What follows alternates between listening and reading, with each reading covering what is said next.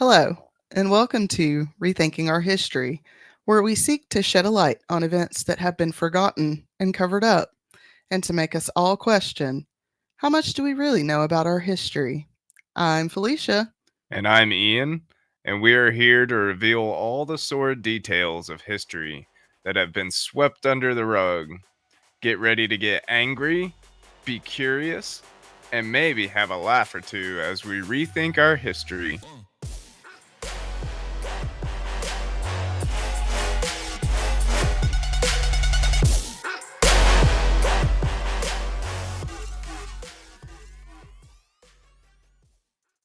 Hello, friends. Hey guys.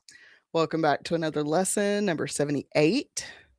It has been a while since I've covered a racially motivated event, but with like things going on in the world right now, Oh yeah. It's some of those get real heavy. yeah. This one is still not great, but as far as we can tell, nobody died. That does not mean this is going to be easier to talk about.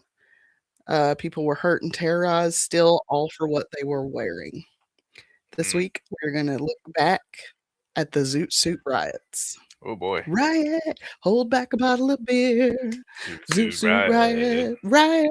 Okay, before we get sued, that is a song by Cherry Poppin' Daddies that came out in 1997. I think it was earlier than that. Nope, I'm looking at it right now. Oh. It wasn't a redone version of the song? It doesn't look like it. No, it was inspired because this event took place in the 1940s. So it's inspired of that time. Gotcha.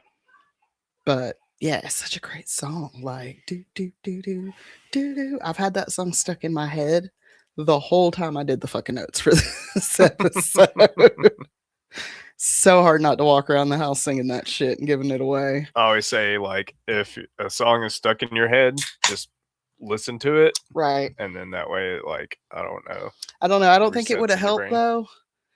Because having to write it, like, over and over and over again and, like, looking at it over and over. I think once I do this, it'll be out of my brain and I'll be good. Right.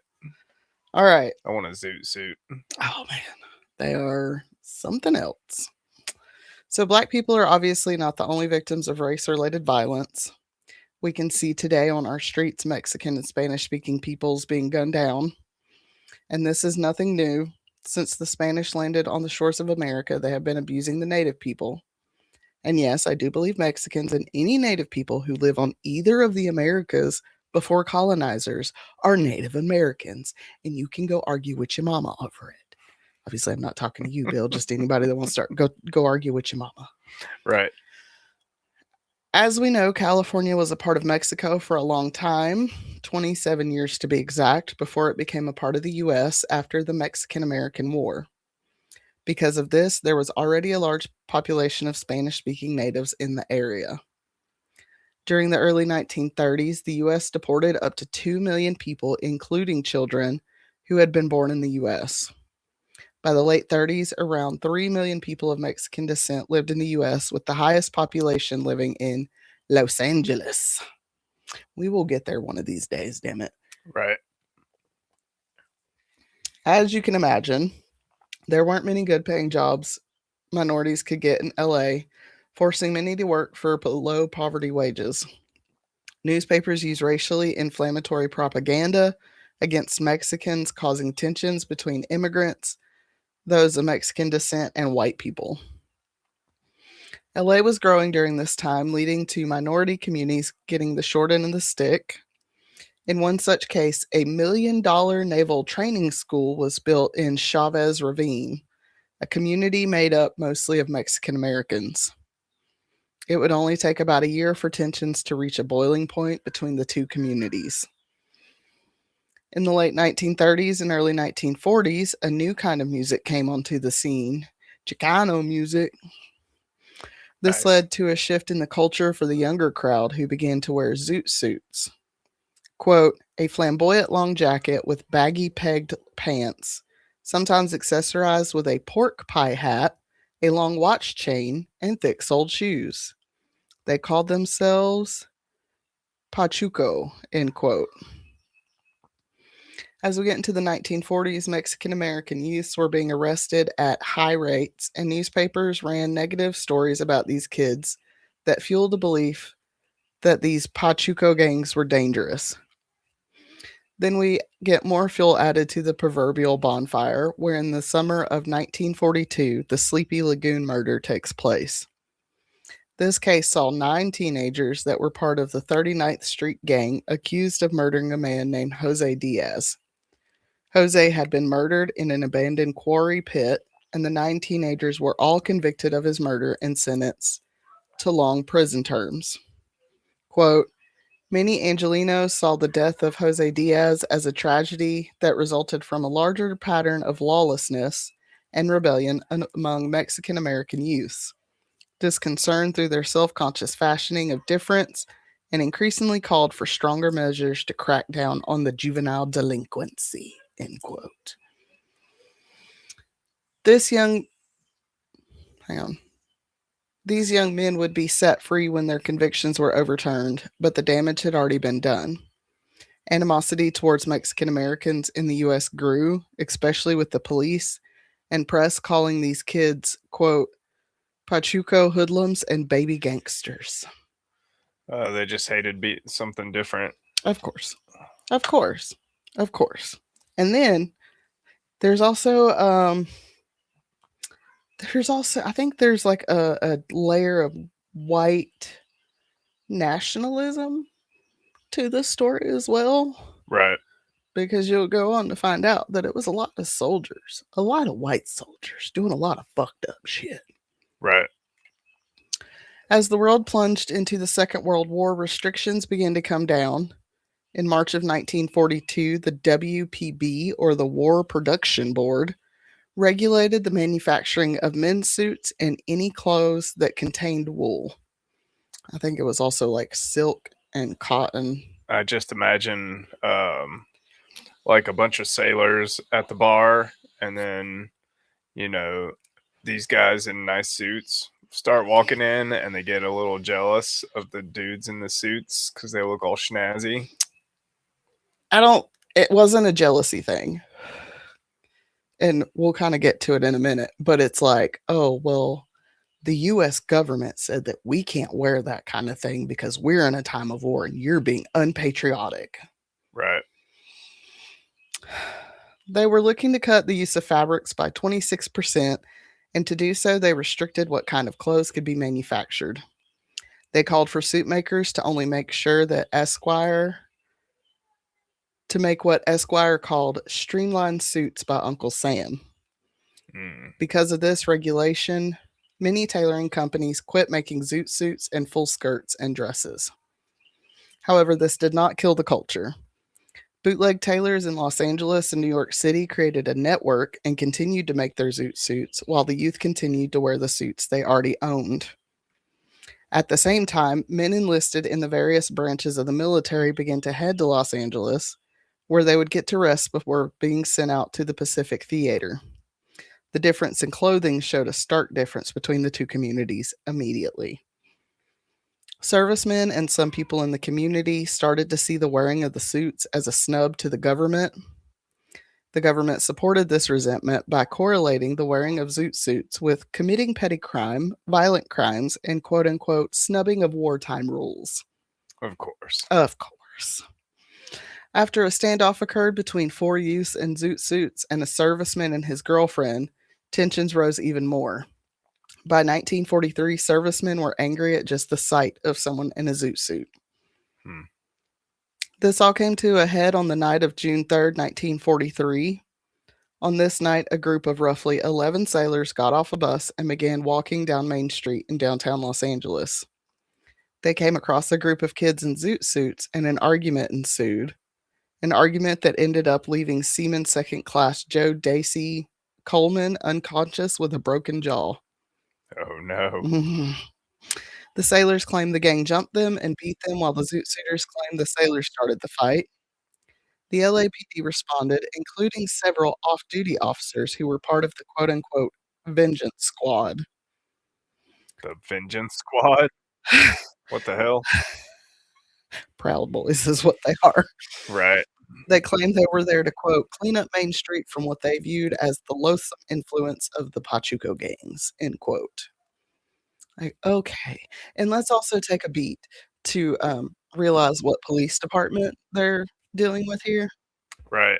The LAPD. Yeah. You know, we've talked about them several fucking times. Yeah. None of it's good. No. I'm sure it wasn't good back then even. Oh God, no. In the late or what, 1940? Oh hell no. Right. The next day on June 4th, 200 sailors took 20 taxis to East Los Angeles, the center of the Mexican American community. They began with one group of Zoot Suiters, beating them with clubs, stripping them of their suits, and burning the clothes in the middle of the street. Then they went about attacking anyone in a Zoot suit. As media got wind of the attacks and began to report on them, more people came to the area to join in on the attacks. And yeah, they call these the Zoot Suit riots. I feel like riot is not enough of a word to describe what happened here. Right. These were mob attacks, Yeah. like lynch mobs without a rope. Yeah. You know what I mean? Right. Over the next few days, this lasted for a week. Mm. 1 week. More and more servicemen and residents joined in the attacks. They would march shoulder to shoulder down the road, entering businesses to attack any young Mexican American men they found. In one such incident, 2 Zoot Suiters were dragged in front of a movie screen in a movie theater, stripped of their suits, and then the servicemen urinated on the suits. Mm. Because What the hell? and they call us animals? You just whipping your dick out and pissing on shit in front of people in a movie theater? Right. Okay. Police were present for these attacks, but had been told to not arrest any of the rioters. And some of them joined in on the attacks. After it was over, more than 150 people were injured and more than 500 Mexican American citizens were arrested. Sounds like a certain thing to cool your drink down now. Mm-hmm. Which we don't use in this house, so fuck it. That's right. No ice in this house. No, like literally, I don't think we have any ice in the freezer. So we just don't use it. We keep all our drinks in the fridge. Journalist Carrie McWilliams wrote about the attacks, quote, marching through the streets of downtown Los Angeles, a mob of several thousand soldiers, sailors, and civilians proceeded to beat up every Zoot Suiter they could find. Pushing its way into the important motion picture theaters, the mob ordered the management to turn on the house lights, then ran up and down the aisles, dragging Mexicans out of their seats.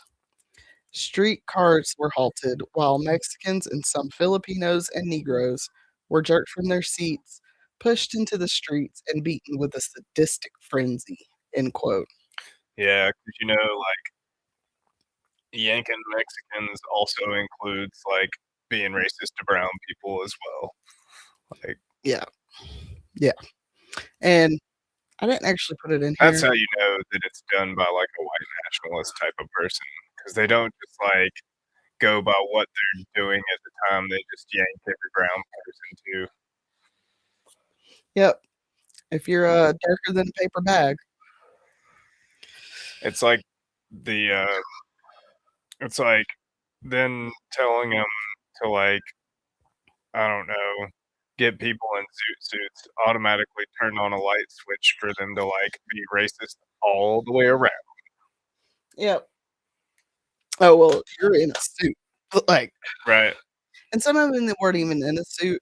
One thing I saw, they stopped a streetcar and there was a guy on his way home from work. They pulled him off of it, a black guy, and I can't remember if they cut his ear off or they stabbed him in the eye. Jesus. But it was one of those 2 things. Right. He was on his way home from work. Right. He was in work clothes. He was just fucking trying to get home.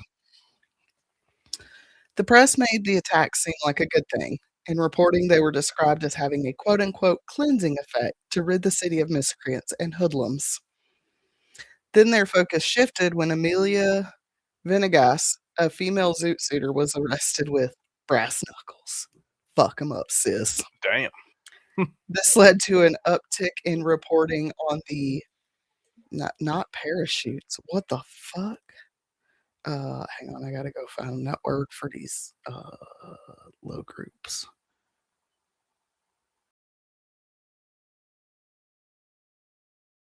Hang on, give me a second. I'm getting there.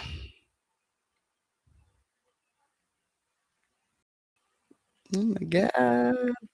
Pachucas. So instead of pachucos, pachucas. Um, To the female female Pachucas. versions. Yeah. The females. Man, props to them girls with brass knuckles, man. I love it. It said that sometimes the girls would hide knives in their hair. My grandma carried some aluminum that somebody made for her. Which one? Grandma Lindsay. The old Nana? She was she was definitely Nana? prepared for self-defense. Well, didn't Nana have like a gun too? Oh yeah, she 'Cause, carried. yeah, you know. That's how her grandparents stayed married. Yep. While there was virtually no mention of the white mobs doing the attacking. Wearing zoot suits would become illegal thanks to the Los Angeles City Council passing a resolution they hoped Mayor Fletcher Bowron would sign into law. It would not be signed into law, but the city council encouraged the War Production Board to, quote, curb illegal production of men's clothing in violation of WPB limitation orders, end quote.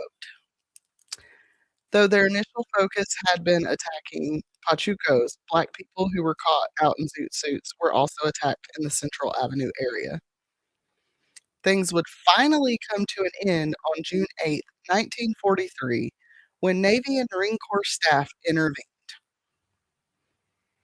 Oh no. They confined the soldiers to their barracks and declared Los Angeles off limits to military personnel.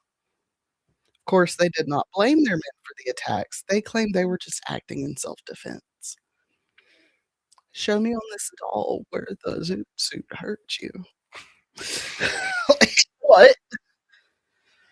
As the attacks died off, California's officials set out to see if they could salvage their relationship with Mexico, as Mexico sent laborers to the state to help with harvesting crops. Right. The Mexican embassy lodged a formal protest with the State Department, forcing Governor Ed Warren of California to create the McGunkin Committee to investigate the cause of the riots. While I do find it surprising the committee actually found the right people responsible, it should come as no surprise that they found racism to be the root cause of the attacks. Right. They went on to say that it was the media's practice of linking the suits to criminals that helped to aggravate the situation. Hey, circle that, highlight it, send it to people now. Yeah. Because, somebody, not saying who, might have orange hair, said that. Yeah. Pretty Did you much. see where Yeah. that one guy that said that anytime you look at a group of people protest and stuff, none of them look normal? He said, "There's always something weird about them." I'm like, "Motherfucker, you're one to fucking talk." Governor Warren appointed the Peace Officers Committee on Civil Disturbances to work with the police. Human relation committees were created, and the police department had to train their officers to treat everyone equally. Which we know that they didn't later on. Still didn't. Probably because still don't to this day. Probably because, of course, Mayor Brown refuted that race played any part in the attacks. He claimed the real cause was the quote-unquote Mexican youth gangs. Oh, man. Those Mexican youth gangs. Dirty Bainers. I love y'all. Don't come at me. My stepdad's a Bainer. It's fine. 1 week after the end of the attacks, Eleanor Roosevelt wrote about the events in her newspaper column. Quote, "The question goes deeper than just suits. It is a racial protest. I have been worried for a long time about the Mexican racial situation. It is a problem with roots going a long way back, and we do not always face these problems as we should." End quote. Oh, Eleanor. Oh, Eleanor. Fucking her cousin. In response, the next day, the Los Angeles Times posted an editorial expressing outrage over Mrs. Roosevelt's words. They accused her of having communist leanings and, quote, "stirring racial discord," end quote. Oh my god. She was just pointing out the obvious. Absolutely pointing out the obvious. And this, I should probably cover this one episode on this podcast. Um, this was kind of a example of yellow journalism. That time in journalism when you could just fucking lie. Right. You could just fucking lie. I mean, people still lie today, but like you're gonna get in trouble. You know, if you really shit on somebody and you go too far, you're gonna get in trouble today. Yeah. Back then, there were no limits to what the fuck they could write. Right. None. Yeah. About a week after Eleanor's article, the State Un-American Activities Committee arrived in the city to determine if the attacks had been sponsored by the Nazis attempting to divide the country. Maybe. They didn't dig hard enough on that one. This was ran by State Senator Jack Tenney, who claimed to have evidence the attacks were quote unquote Axis supported, though no evidence was ever presented. In late 1994, ignoring the findings of the McGunkin Committee and the reversal of the convictions in the Sleepy Lagoon case, the Tenney Committee announced that the National Lawyers Guild was, quote, an effective communist front, end quote. All right. I wonder when did all the scientists come over? Was this after World War II? It was after World War II. Okay. So like late 40s, early 50s. Okay. So this was before then. When did the Zoot Suits happen? Zoot Suits were 1943. Okay, yeah. So this was a little before it. Let's see. Los Angeles is not the only city to have had race-related events happen that summer. Mobile, Alabama, Beaumont, Texas, and Detroit, Michigan also had attacks like that this summer, just to name a few. Hmm. So, Bill, what do you think about the Zoot Suit riots? I think it accurately reflects on things happening now, like Just history repeating itself racism over and over and repeating over again. itself now. I think we should all get some Zoot Suits. Hell yeah. I could go for that kind of style again. As long as somebody else does my hair. I wouldn't mind owning one of those old cars. Oh my god, yes. Because all those old Chicano type vehicles Yeah. were amazing. Listen, I think the They're like- Chicano culture is great. There's so much metal to paint on those cars. Like Oh my from the god. old Chicano culture to the Chicano culture of today. hmm I fucking love it. Chicanos are dope, man. Yeah, Really fucking dope. for real.